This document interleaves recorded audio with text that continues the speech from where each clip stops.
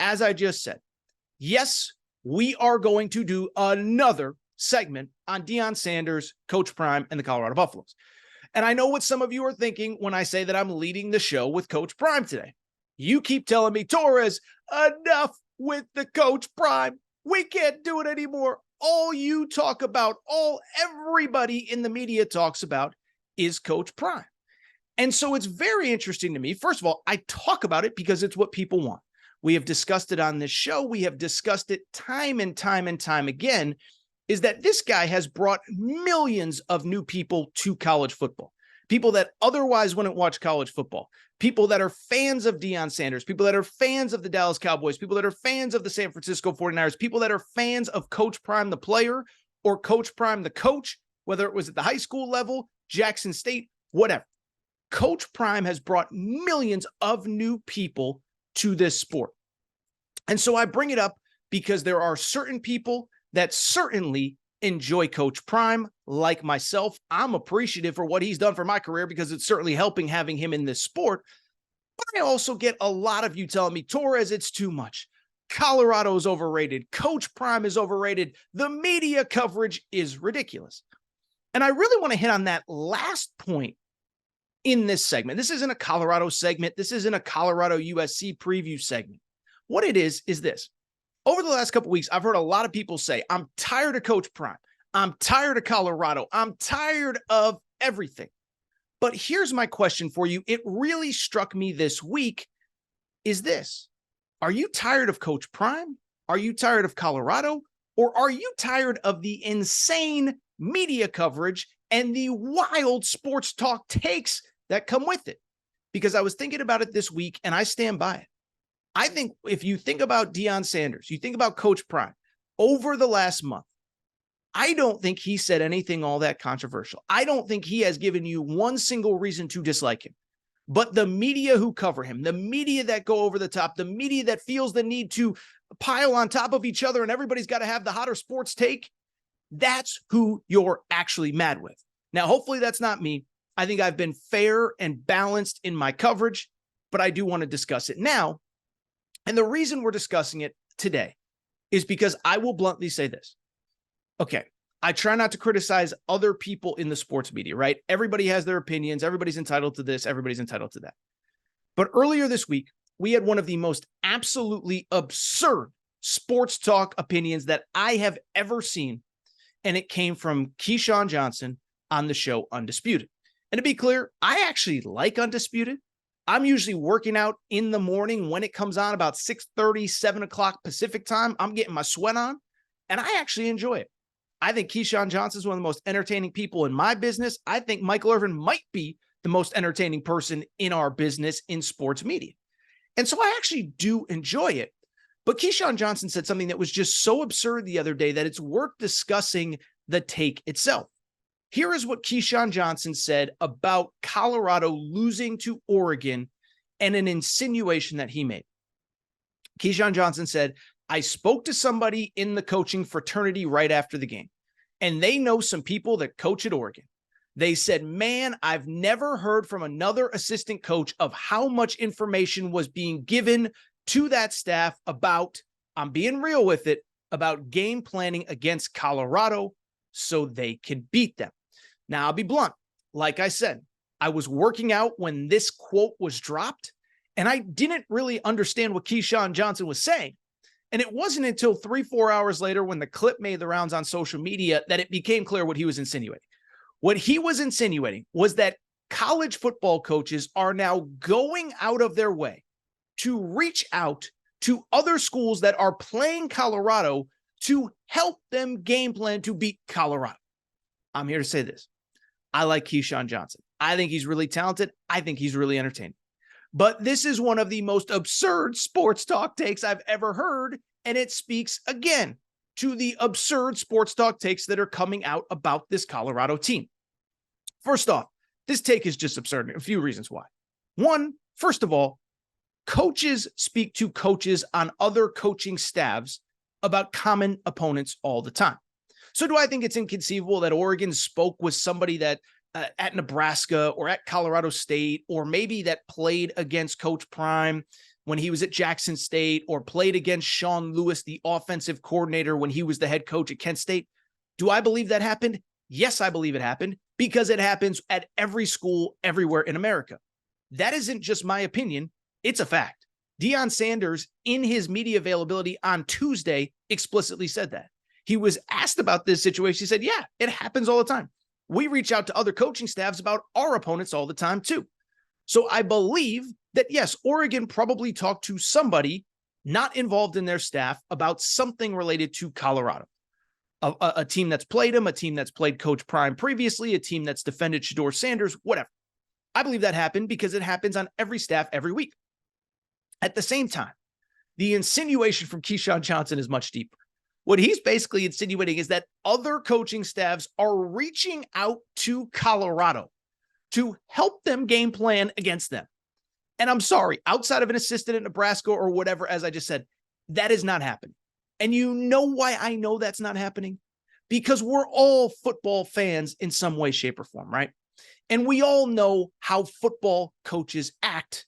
College football coaches are lunatics, but they also really only care about what's going on inside the four walls of their program. We know how college football coaches are.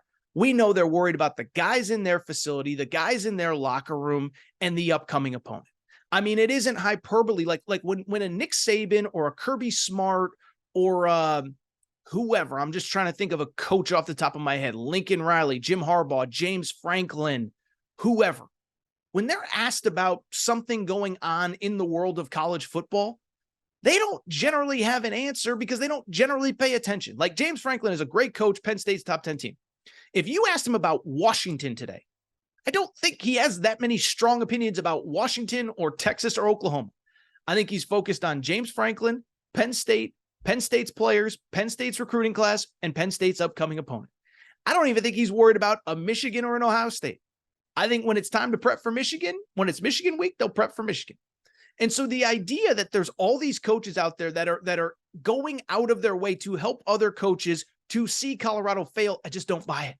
I don't buy that Iowa State's coaching staff really cares all that much about what's going on at Colorado, or that Texas Tech's coaching staff, or that Florida Atlantic's coaching staff. They got their own players, their own team, their own everything to worry about. Lastly, this is why it's so absurd.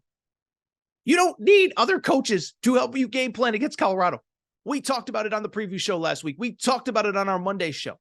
The bottom line is pretty straightforward with Colorado. Outside of Shedeur Sanders and a very talented skill position group, there are a lot of holes on this roster. And I talked about it on Monday's show following the loss. Here are some stats about Colorado football coming into last Saturday's game against Oregon, okay? Colorado coming into last Saturday, there are 133 teams in FBS football. Colorado ranked 125th nationally in total defense. They ranked 129th nationally in rushing. They ranked 130th in sacks allowed. So did Oregon, who has multiple top 10 recruiting classes in that building, a great transfer portal class, a top 10 team legitimately. Did they need to reach out to other staffs to put together did they need a meeting of the minds? Did they need to get 50 different perspectives on how to beat Colorado? It seems pretty straightforward. The O-line can't block. They certainly can't pass block because Shedeur Sanders is getting killed back there. They can't defend for much of anything. Now you're without Travis Hunter. I'm sorry. The game plan was pretty straightforward. Make Shedeur Sanders uncomfortable because he's the only guy that can beat you, which is exactly what Oregon did. And so this is all a long-winded way of me saying, I don't buy Keyshawn Johnson's comments, but beyond that, this speaks to what I am saying. If you don't like Coach Prime, and again, I do, I've been supportive of pretty much everything he's done. But if you don't like him, do you really not like him? Or do you not like the crazy, absurd media coverage that comes with it? Because here's the bottom line, okay? I was thinking about this. So let's just use, August 25th to August 27th, a month ago today, as kind of the moment in it, draw the line sand, right? Draw the line in the sand. Over the last month, since Colorado's first game, go ahead and tell me the most controversial thing that Coach Prime has said. Because I'll be honest, I thought about it. I don't think he has said a single controversial thing since this whole thing started. Now, listen, when, reporters called his son out specifically, yeah, he chirped back at reporters a little bit and said, yeah, I got receipts. I got receipts about what you said. But again, he's defending his team. More specifically, he's defending his son, a future first-round pick that people said shouldn't be guaranteed the starting spot. That's not calling someone out. That's not being disrespectful. That's defending your team and defending your locker room. And by the way, this isn't like Ryan Day. Ryan Day's talking about an 86-year-old man that has nothing to do with Notre Dame football other than being a coach a million years ago. Deion is protecting from the people that cover him, from the people who are saying stuff. And then, oh, by the way, Jay Norvell. Jay Norvell came after Deion, and Deion defended himself. He's allowed to defend himself against the coach he's going up against on Saturday, who is calling out him and the way he was raised, all that good stuff. But other than that, other than defending himself and his program, what has Coach Prime said that has you so fired up? Because every time I hear him in front of a podium, he's talking about how great Oregon's players are, how great Nebraska's players are, how well coached this team is, how well coached that team is. I haven't heard him say anything that I would call controversial at all. And so the thought that I keep having, I don't believe that you're mad at Deion Sanders. I believe that you're mad at the absurd media coverage that we are starting to get with Coach Prime. And it goes back to something, that we just talked about, but also just the reality of the situation. When you bring in millions of people that either aren't traditional fans of college football, or more importantly, are media that don't cover college football, you're going to get this, okay? And listen, I have no problem with the fans. Again, I appreciate the millions of people who have come to college football because of Coach Prime. I am grateful for them. I'm grateful that they found me, and there's probably millions more that haven't even found me yet, okay? But it's the media that I think is bothering people. Skip Bayless, I don't know him. I actually know enough people that work for him. They all like him. They say he's a nice guy behind the scenes. But we know what his entire shtick is. It's pick a side and defend it to the death. He's been doing it for 20 years with MJ and LeBron. I'm surprised he hasn't said that Coach Prime's a better basketball player than LeBron. Like it's who he is. And so you have people like him. You have people. The other thing, too, that I've noticed as well, nobody wants to fairly and accurately analyze Coach Prime in Colorado. Now, I think I've been fair. I mean, I can't say nobody has. I said I thought that they were going to lose last week. I said I thought it might not be very competitive. But I've also been fair and said, look, their over-under win total was 3.5. They've exceeded expectations. And as Deion said after the Oregon game, this is the worst team that he will ever have. And so I think I've been fair. I never said they were going to win a national championship. I never said they were going to win 9 games.